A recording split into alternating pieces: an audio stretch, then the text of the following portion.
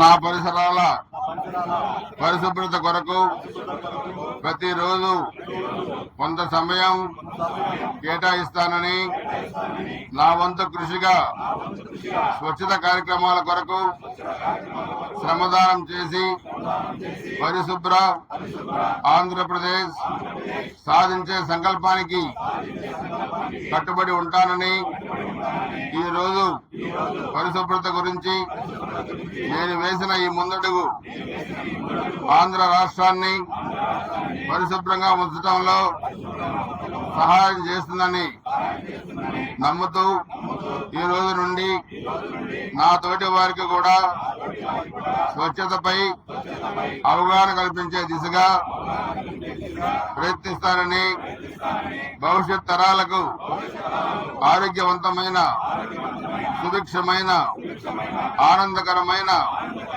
ఆంధ్ర రాష్ట్రాన్ని నిర్మించడానికి నాతో మొదలైన ఈ నిర్ణయం ద్వారా నా రాష్ట్రాన్ని స్వచ్ఛాంధ్ర, స్వర్ణాంధ్రగా తీర్చిదిద్దు. జై స్వచ్ఛాంధ్ర. ప్రతి నెల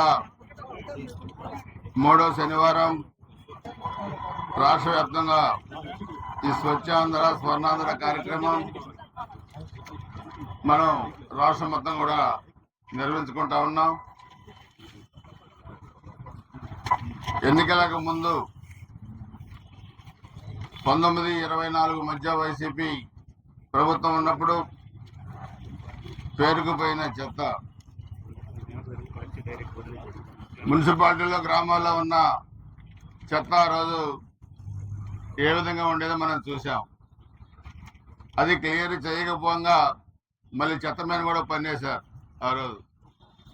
అందుకే చెత్త మీద పనిచేసిన ప్రభుత్వాన్ని, వైసీపీ ప్రభుత్వాన్ని 24 ఎన్నికల్లో ఏ విధంగా చెత్తలోకి పంపించారో ఆ ప్రభుత్వాన్ని మనం చూసాం. కానీ ఈరోజు ఈ ఎన్డీఏ ప్రభుత్వం, గౌరవ ముఖ్యమంత్రి నారా చంద్రబాబు నాయుడు గారి నాయకత్వంలో రాష్ట్రంలో అభివృద్ధిలో ఏ విధంగా వెళ్తా ఉందో మనం చూస్తూ ఉన్నాం. దానికి ఉదాహరణ మన మున్సిపాలిటీ, పిడిగురాల మున్సిపాలిటీ. ఈ మున్సిపాలిటీలో మనం ఎప్పుడు ఏ అభివృద్ధి కార్యక్రమాలు చేసినా ఇక్కడ మనమే చేశాం.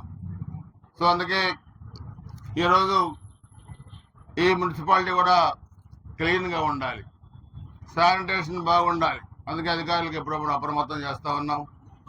సో అందరం కూడా ఈరోజు డ్రింకింగ్ వాటర్ డబ్బులు వచ్చినాయి, రోడ్లకి డబ్బులు వచ్చినాయి, పార్కుకి డబ్బులు వచ్చినాయి.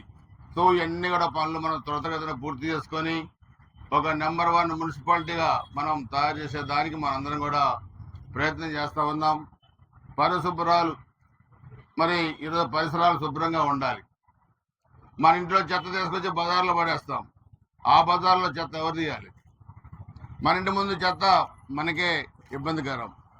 సో అందుకని ఈరోజు మనం మనది కాదనుకోవద్దు, అంత మందే. ఇంటి ముందు మందే, ఇంట్లో మందే, అన్నీ మనయే. సో ఇది బాధ్యతగా తీసుకోవాలి.